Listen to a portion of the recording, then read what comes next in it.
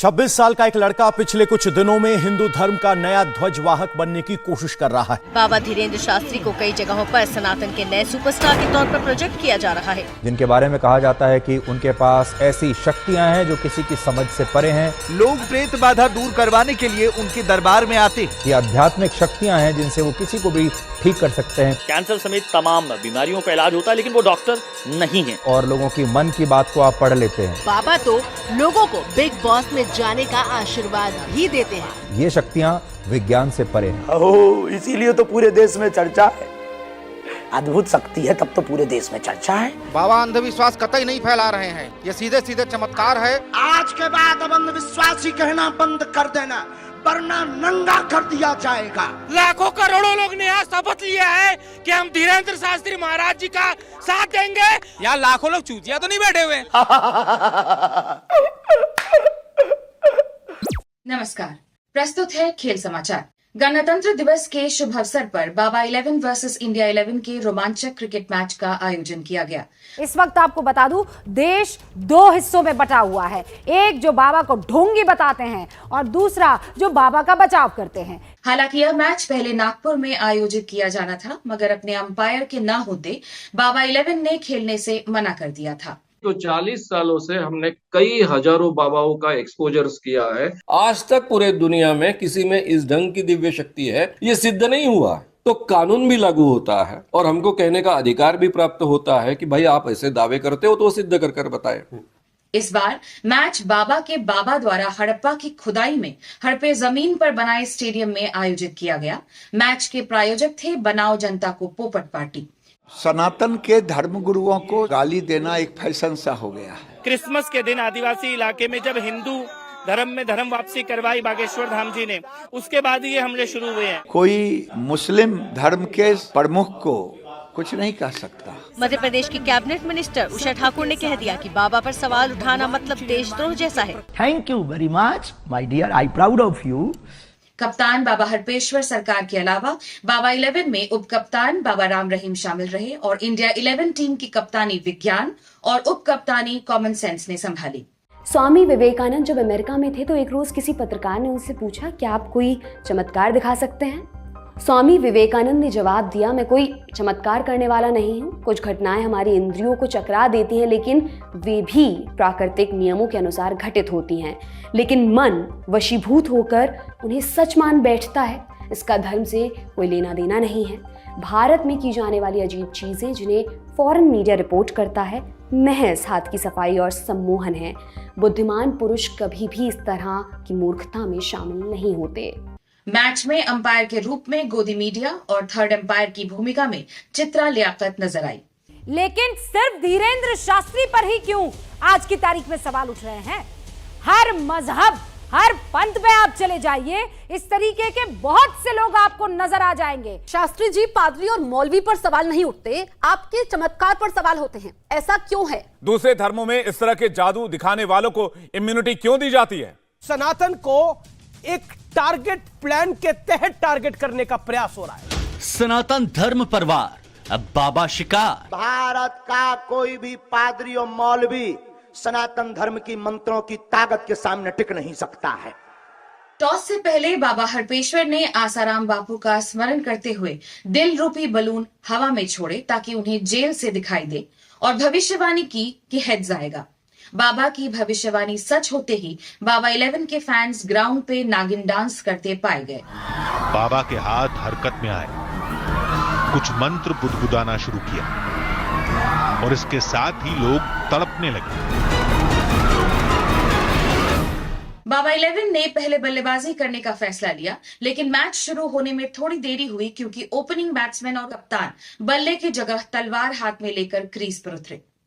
Cairo जग जाओ, अब सब हिंदू अपने हाथ में हथियार उठा लो। कि धर्म के लिए अगर हिंसा करनी पड़े तो वो हिंसा नहीं है। धर्म की स्थापना के लिए हिंसा नहीं है।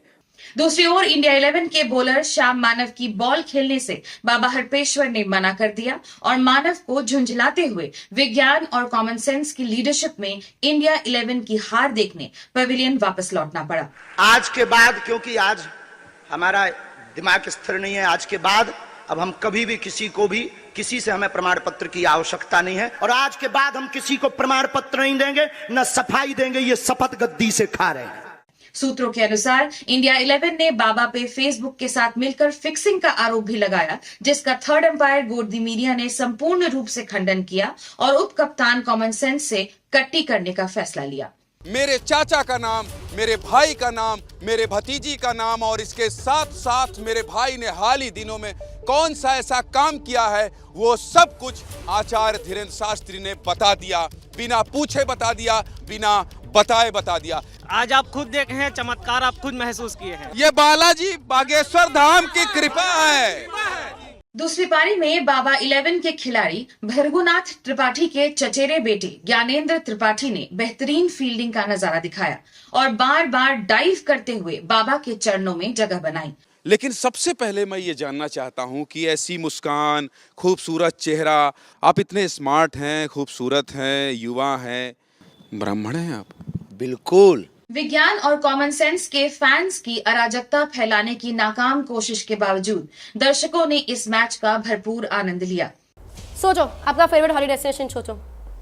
Okay ma'am. आंखें बंद करके सोचो कि आप अभी वहीं पर हो। गौरव क्या सोच रहे हो मन में बता दो, मैंने तो रख दिया चौक।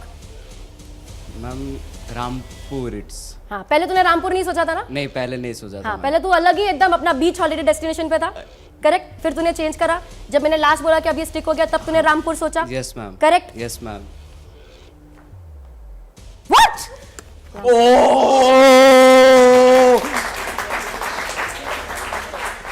तो जो हमारे धीरेन्द्र शास्त्री जी कर रहे हैं वो तो करते ही, उससे ज्यादा और भी बहुत सारी चीजें आप करते हुए दिखेंगे।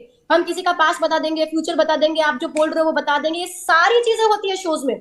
लेकिन हम बोलते हैं कि ये एक कला है, ये एक ट्रिक है। सूत्रों के अनुसार मैच में हुए चमत्कारों का सीधा प्रसारण अंधविश्वास के खिलाफ कानूनों के अंतर्गत नहीं किया जा पाया। दो कानून है, एक महाराष्ट्र का जादू टोना विरोधी कानून 2013 का है और दूसरा कानून है drugs and magic remedies act 1954। ये केंद्र का, सेंट्रल गवर्नमेंट का कानून है। लेकिन बताया जा रहा है कि तड़ीपार खानदान के चिराग जल्द ही पापा से कहकर यह कानून भी हटाने वाले हैं। देखते जाइएगा, हम टोपी वालों को भी सीताराम बुलवा देंगे, आपकी न्यूज पर बोल देते हैं। क्यों चिंता कर रहे हो तुम? अच्छा, आपको लगता है भारत कभी हिंदू राष्ट्र बन जाएगा? हिंदू राष्ट्र है, बस घोषणा की आवश्यकता है, इसीलिए तो हम लगे, हम हिंदू राष्ट्र बनवा करके रहेंगे। हिंदू राष्ट्र बनाने की बात कह रहे हैं, इसलिए बेधर्मियों के दिल पे ना, छाती पे ना मतलब बुलडोजर चल रहा है, इसलिए उनको तकलीफ हो रहा है, इसलिए बाबा का विरोध कर रहे हैं। कलयुग में ये आसुरी शक्तियां हैं और ये मनुष्य के वेश में है। श्याम मानव जिन्होंने प्रश्न उठाया, मानव जैसे दानव, जो मानव रूप में दानव है, उनका नाश जरूरी है। उन भक्तों ने बाबाओं की बात सुनकर हमको धमकी देना शुरू किया, हमारे कार्यकर्ताओं को धमकी देना शुरू किया, उनका लड़के को धमकी देना शुरू किया। वहाँ SMS गए, उस SMS में साफ लिखा गया है कि नरेंद्र दाभोलकर को जिस प्रकार से किया उस प्रकार का आपको करेंगे। बताया जा रहा है कि बाबा 11 के कप्तान हरपेश्वर को जान से मारने की धमकी दी गई, मगर सर्वज्ञ, महाज्ञानी, महाप्रतापी, चमत्कारी बाबा, जिन्हें बॉल फेंकने से पहले पता हो जाता है कि कौन फेंकेगा और क्या फेंकेगा, धमकी देने वालों का नाम नहीं बता पाए। बस समझदार के लिए सारा काफी है। मैच के अंत में बाबा ने भविष्यवाणी की कि इस जीत की गूंज 2024 तक सुनाई देगी। मोदी जी ये देश के प्रधानमंत्री 2024 में फिर से बने, ये इस देश की जरूरत है, विश्व की जरूरत है। और बागेश्वर धाम सरकार जी के आशीर्वाद से आप लोग जरूर ये कार्य 2024 में करेंगे, ऐसा मुझे विश्वास है। तो राम मंदिर तो मोदी जी ही बनवा रहे हैं, तो फिर आपको मोदी जी पसंद है, इसका मतलब? बहुत अच्छा है, राम मंदिर और ये काशी का काम हो गया, मथुरा अभी बाकी है, वो उधार डला है, बहुत अच्छा है। जय हिंदू राष्ट्र। खेल समाचार समाप्त हुए, नमस्कार।